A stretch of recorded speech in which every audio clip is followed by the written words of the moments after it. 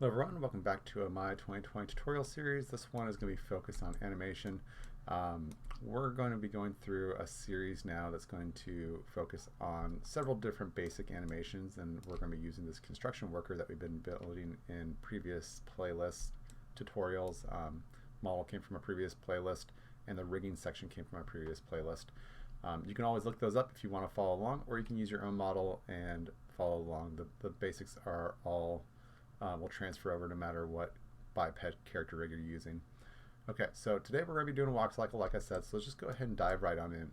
We're going to make sure that our timeline is set on frame 1.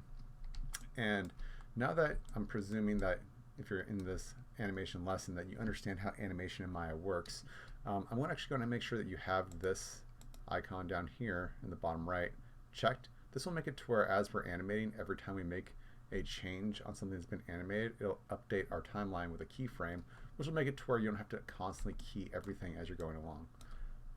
Okay, so to begin with, what we need to do is we need to set up this guy into a walk position. So I'm going to start out by grabbing this foot here, and I'm going to move it back to about right there. And I'm going to also lower his body, because when his foot is extended, his body will be lower. So we'll go right there, and we'll have this one out forward right there.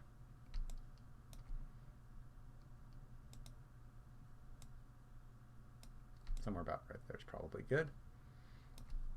And we want to key both these. We're going to say, let's key this one. Now it's not in its finished state. I'm just kind of getting things in place for now and just adding some keyframes to save this particular position. Also, we don't want to accidentally click on our model or our joints. Our joints aren't going to be animated at all. If you accidentally keyframe a joint, that can cause some animation issues. Let's go ahead and do some safeguarding before we go much further. So first we want to make sure that we don't accidentally keyframe our geometry. So let's go ahead and make sure that since we have ours on a layer already, if you don't have yours on a layer, go ahead and just add one to a layer and then turn on a reference. That'll make it to where you can't accidentally click the geometry and animate the geometry itself. That can cause some binding issues. We don't want to deal with that at all. Next, we want to just turn off the visibility of the joints. That way we don't accidentally select them, and they also don't take hierarchy precedence when it comes to doing a selection. Like if I was to come over here and want to select this control, but this joint was in the way, then I would select the joint but not the control. So those are the reasons why the joints being not visible would be helpful. So let's just go ahead and go to show and just turn off joints. That way now joints are visible, so we can't accidentally select them. We can only select the controls. Okay, we also don't need the clusters. Those aren't going to be necessary, or the IK handles. Let's just go to show, and we'll turn off deformers. That'll get rid of all the clusters. And we'll go to show, turn off, let's see here, IK handles. There we go. So those ones aren't selectable either. So it's all we have to select are our controls. That keeps us out of trouble. We also don't need our outliner open. That'll just give us some more real estate, so we'll close that down as well. Okay, so now we're getting closer to our starting pose. Let's go ahead and lower this guy back down a little bit more. Something about like that. We want to get his arms also in position. So typically when you're walking, you have your, so if this leg's forward, then this hand will be forward. The opposite hand will be forward. So we're going to move this one closer like so. We're going to move it like this. And then we're going to rotate it forward. Bring it up a little bit.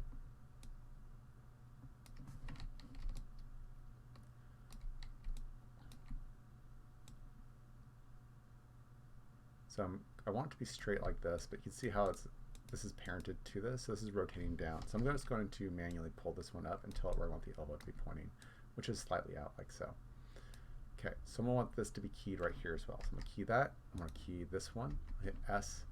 That adds keyframes to both those. This one will be back. Okay, so we're going to want this one to be close to the body, and we want it to be rotated downward, and that's good right there. So I'll key that, and I'll also key the elbow one. That's fine. Okay, and now that I have him down in place, he kind of looks like he's it's got a little bit too far of a stride. This is a little bit too far out, I think. Like his power walk stance.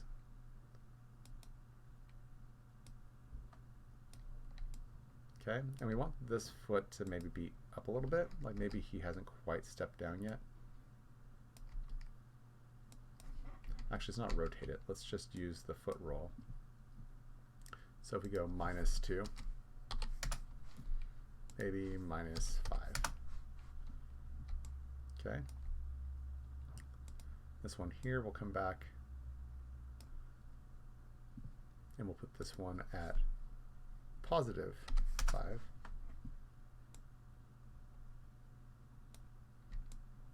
There we go. All right, so both those, since we had auto key on, went ahead and updated those keyframes on frame 1. So this is what's called the starting pose, or the extreme of one side. And actually I want this to go back a little further. About like that's probably good. And since his, no, actually it would be pretty much where it's at. I was going to say we can work with the hip sway a little bit, but I think that won't happen until he's at his high point. Okay. Next, we want to switch the stance right now, so that way we can do the in-betweens afterwards. So from frame 1 to, we have to decide how long we want this walk cycle to last. So let's say that a minimum of 10 frames between it switching poses here. So let's go to frame 10 now. And we're basically going to change the positions of our foot here, right?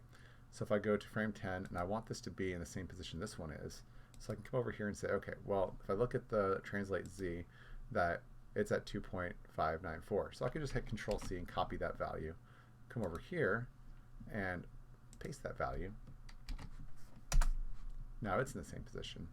And I know that this one here is already at -5 down here in the foot roll. So I just need to do the same thing down here. I can just say, okay, well, you have to be, instead of +5, we're going to go with -5.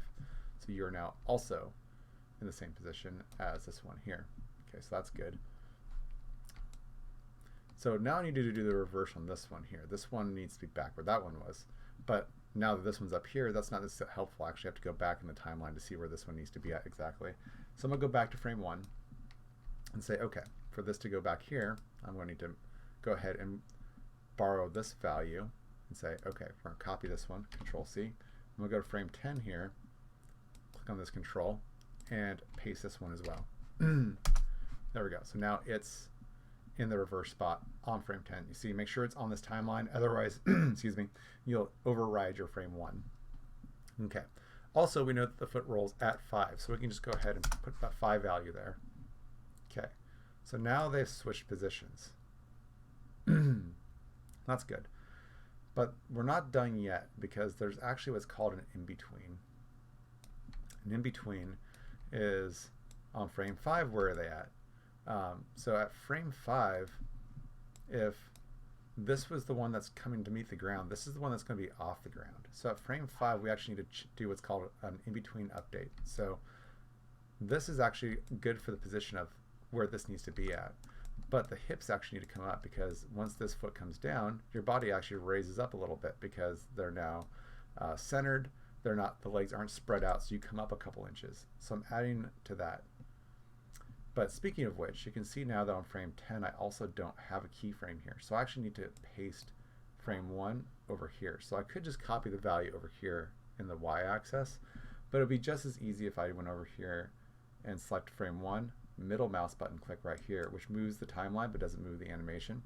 And then I press S, which then keyframes this position on frame 10. So then I get that rise and fall in the middle. So that's good. So let's now focus, because like the foot that makes contact with the ground, that's actually perfect. That looks really good. But what's a problem now is this foot, because on frame 5, it's still on the ground, like he's like shuffling his foot forward, dragging it forward, like reverse moonwalking or something, or maybe he's just moonwalking, I don't know. But what needs to happen is it needs to actually be off the ground. Otherwise you're dragging your feet. So he's going to pick his foot up right here, just a little bit, not a whole bunch. People don't pick up their feet like this high in the ground. So somewhere right around here is probably good, but we want the foot roll in there as well, right? Maybe actually if we only go a little bit off the ground and use the foot roll to help us, that might help, might be able to do some of the work for us. So let's just have the foot up like that. And that'll look like, so at frame, or at foot roll 7, that actually looks pretty good. And I've already had it auto keyframe, so already updated. So now I can go ahead and test out and see what that looks like. Almost. It it looks like it's still not quite high enough up, so I'm just going to lift it a little bit more.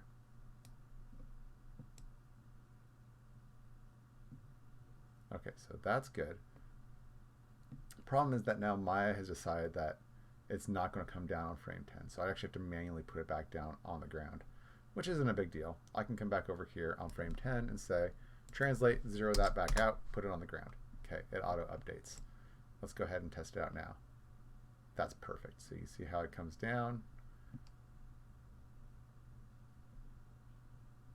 Great. Okay, I'm liking that.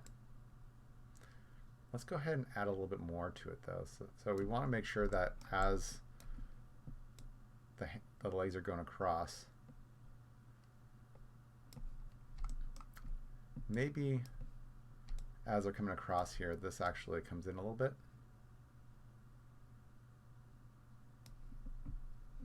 Let's see how that looks. That looks a little more natural. Also, what will sometimes happen is with the hip sway. So as you walk, your hips tend to sway a little bit. Now I'm not grabbing the hips control down here. I want this hip sway control. And all this one does is go side to side, right? So on frame 1, I'm going to leave it as it currently is. It's going to be at S, and on frame 10, I'm going to hit S. Actually, I'm wrong. On frame 1, we want the sway to go out the direction that the hip, you can see how it's already twisting this way. So if I want to bump it just a little bit like that, just a little bit, because guys don't have near as much of a bump as the women do. That's not sexist, that's just how it is when they watch anybody. You'll notice. And then when it goes the other way, we're going to want to have the inverse of this, so positive 0.11. So I'm going to go to frame 10 here and go to positive 0.11. Okay, so now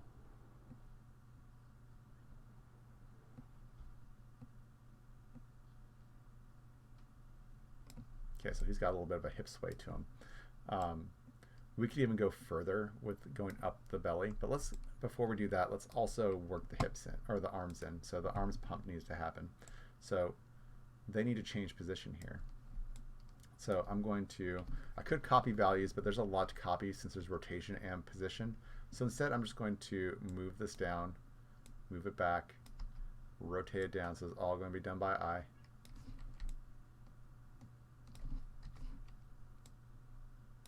Okay, and then we'll move this pull vector back down.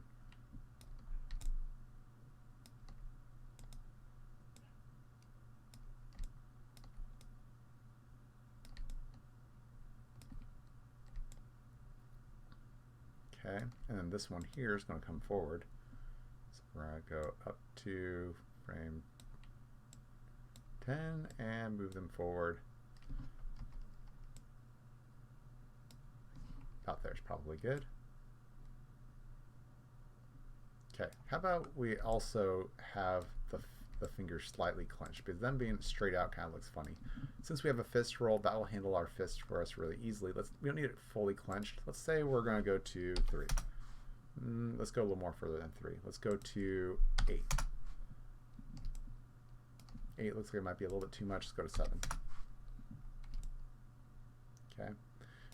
You can see there's a little bit of weighting issue going on with the thumb. We can fix that a little bit later on, but I'm not going to focus on it at the moment. Maybe go to 6.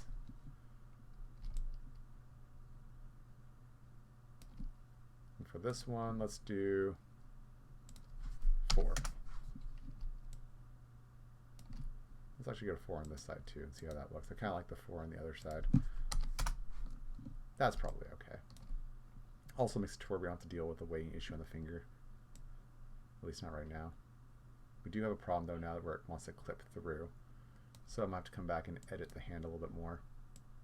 On frame 5, we get to swing wide of our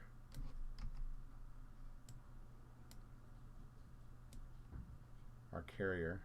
That's fine, that actually makes sense. Does he clip on this side? Nope. Maybe just a little bit. We got that one cord it's clipping through on this side. Let me go ahead and just move it.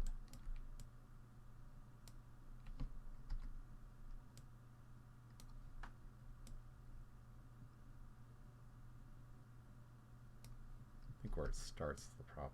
Let's go over here. Okay, so that's good. Now, do I want to go up the line a little bit more? Yes, I do. Let's keep going up here. So let's say, do I want to mess with the stomach? Yeah, of course. So frame 1. Actually, frame 1, let's have his belly go out even more. And then when it comes up to frame 5, he'll suck it in a little bit.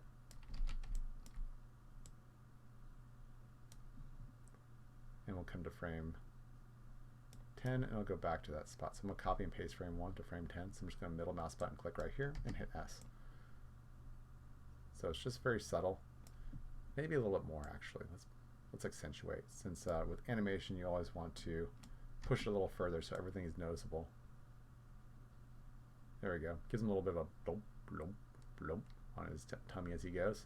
He's got a little bit of a beer belly. Okay, let's see here. Maybe use this to kind of shift it a little bit up top as well. So I'll go up to the top one here, put a keyframe there. If his hips are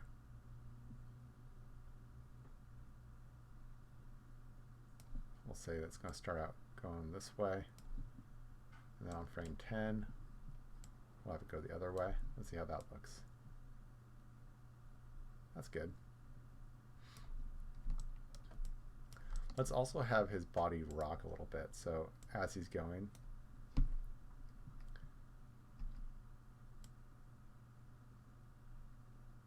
he dips to one side. And then when he goes to this side, he'll dip to the opposite side. Let's see how much that is.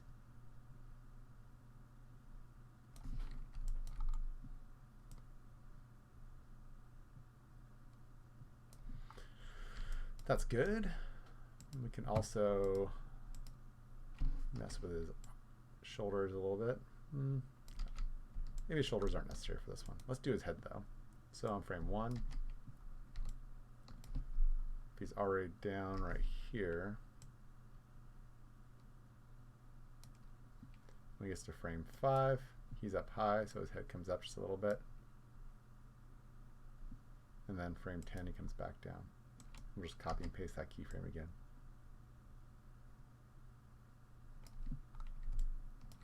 I'll have it tilt a little bit as well.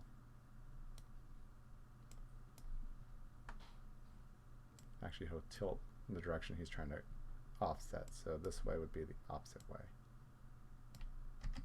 Let's see how that looks. That looks pretty good.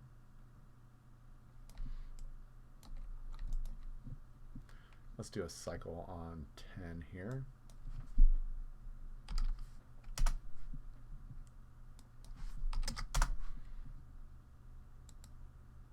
Go too fast. Let's go our playback speed, make sure we're not going too fast here. So it's on 24 frames per second, and we're at free play, which means it'll go as fast as my processor will allow. Let's bring it back to 24 frames per second then. We'll save that.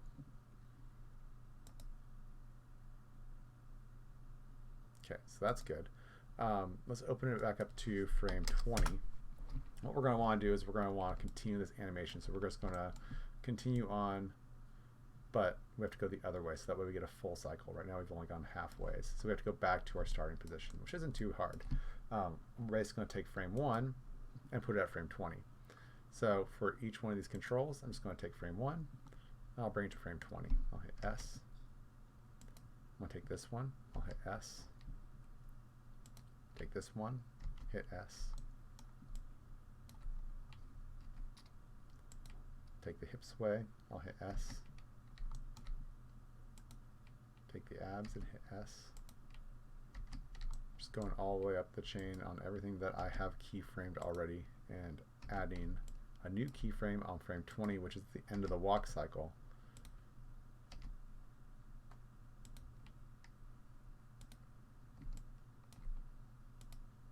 Okay, I think I got everything. There we go. Now we just need the in-between. So it started on 10. Now we need to go to what is happening on 15. So I'll now move the timeline to 15. I'm just going to copy and paste everything from 15 over to frame 20. So, I'm sorry, from frame.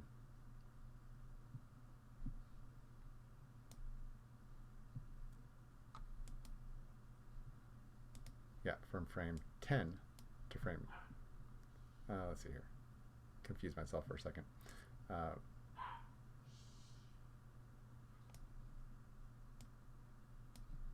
Frame 1 to frame 10.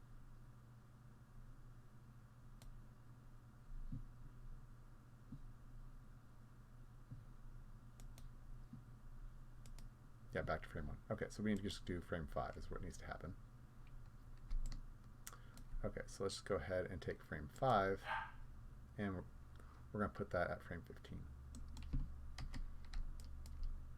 Sorry about the barking in the background. We got puppy training going on over here.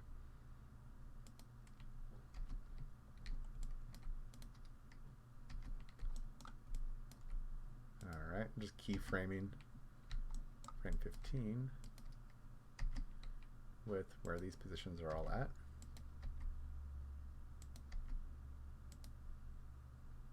This one's didn't have anything. Let's just double check, make sure we didn't miss anything here.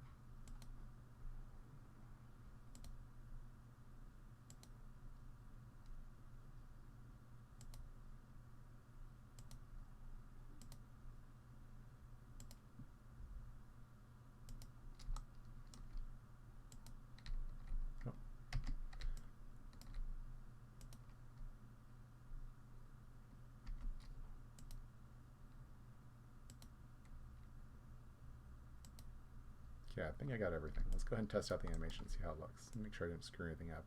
So from 1 to 10 is good still. And then, oh, there's just one little problem we have going on here, and that looks like we didn't quite catch this one here.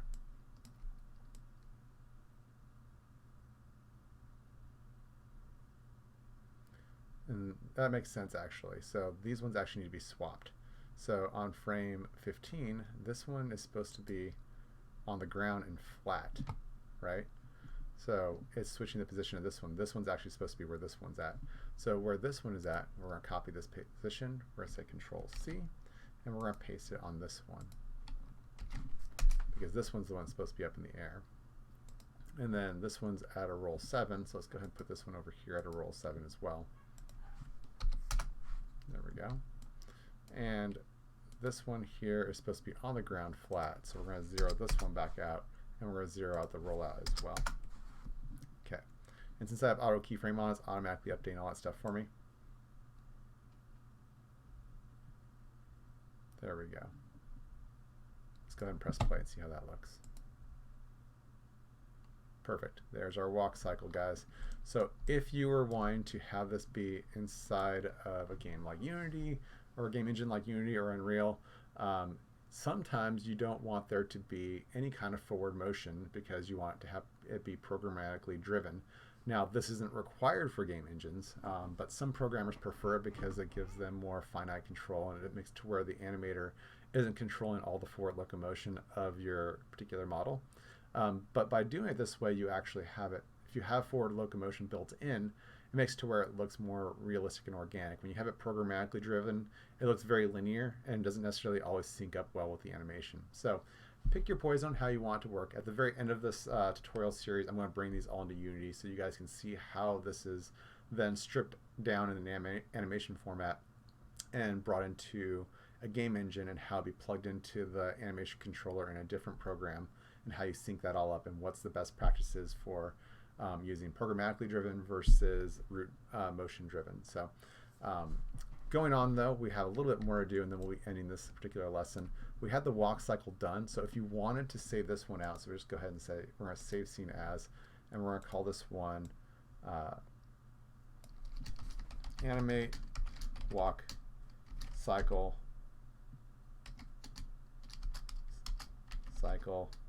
and we're going to do underscore no root, which means no root animation. So if you want to do it this way, you could. But let's say that you do want there to be root motion. You want this to carry over. What you'll need to do then now, and this is a little bit different. It's hard for me to be able to show on my screen what I'm about to do. But what I usually will do for this is I'll take my finger and I'll put it down on the one that's going to be stuck on the ground, not the one that's coming off the ground, which is the heel right here. And it's good to have something on your screen to be able to give you a frame of reference so you can see how far this thing is actually moving. So I'm going to throw a plane on the ground and scale it up just so it helps us visualize how far this guy's actually traveling. And then I'm going to also put in, let's do divisions of 20 by 20, oops, not 20, 2000, 20. Okay, and what this does is just makes it to where I can actually see where this thing is supposed to be touching down. You can even go so far as adding a light so you can see the shadow on it. So if you want to go to create a light source and say we're going to create a directional light, turn lights on inside of our scene, and we make it to where it's casting shadows going this way. So if we go, we need shadows turned on though as well, so you can use that. So then you can see where this thing is coming down and making contact. That'll be also helpful. So basically what I'll usually do is I'll put my finger on inside right here to make sure that I can keep track of it. So there's a few different tactics I'm using: the shadows, the lines on the grid here, and my finger literally on the screen in this particular position right here. And I'll say, okay, on frame 1, I'm going to take my global control and I'm going to hit S. And then what I'm going to do is I'm going to go forward to its maximum position, which is over here, and I'm going to move it forward, and I'll hit S again. And this isn't the right position yet. I need to, now that I have some movement going on, I can now put my finger on the heel, which is what I'm literally doing. You can't see it right now because I'm doing this in real space on where I'm at, not on the screen. Put my finger right here, and then I'm going to scrub the timeline and see how far, if there's any drifting that's happening, which there's a little bit of drifting between here and frame 10. It actually needs to come back a little bit so that it syncs up with where my finger's at. That looks a little better. And I have auto keyframe on, so it automatically updated that one. So now I can go, all right, so that is correct right there. All right, now I'm going to need it to go up to frame 20 and do the same thing. So I'm going to move my finger now to this heel, and I'm going to now move to frame 20 and say, okay, here's the heel here, my finger's in this spot right here, so I'm just going to move my character to this spot right here. Okay, so let's see how's that working out. Okay, so there's a little bit of drifting happening here. See that right in here where it's wanting to go boop, and then it keeps on going. It's good right here, but then when it gets over here, yes, this is in the right spot, but it's got some drift. And the reason why is because Maya is interpolating the animation, so it doesn't know how to ease in and ease out what it wants us to do between keyframes. It's just guessing based off of a mathematical algorithm. So what we can do is we can actually adjust this in the graph editor. So I'm going to go to a split screen so we can do that. We're going to go to Panels, Panel, and Graph Editor. Okay, so here's our curve, and we're wanting to just mainly fix the one that is our translate Z, right? So it's this one here. And what do we want to do? Well, I want this one here to not have this curve. I want this to be flat, so that's the reason why it's drifting. So we actually want to take this tangent handle, it's right here. We're just going to grab it like this, and we're going to flatten it out. So that way when it gets to this keyframe, it actually pauses for a second before going into the next part, which will give us that ease in, ease out at a more appropriate rate. So let's go ahead and test it out now and see what we got. So if I go ahead and come in here, now when it gets to there, it actually pauses before going forward, which gives it a better drift. Now we might have to do the same thing on this one. So we might have to come over here and say, it's actually already flat. And this one too is flat. So these are all good actually. So the drifting should have been taken care of. Let's take a look and press play and see if it looks good. So I'm going to just shrink this off to the side a little bit more in case I have to come back to it, but I'm pretty sure that should handle it. So let's go ahead and press play. That's pretty good. Now I know you might be saying to yourself, what if that animation is playing back too fast? I want to go slower. Now you can do that and it's not that difficult. You do have to make sure you have all your controls when you do this, but let's say that I want this to play out over 40 frames, not 20 frames, or maybe 30 frames, not 20 frames. we can scale the keyframes on this. That's not that big of a deal. Let's go ahead and close this, and this will be the last thing I'll be talking about in this lesson. So I'm going to move this thing out of my way.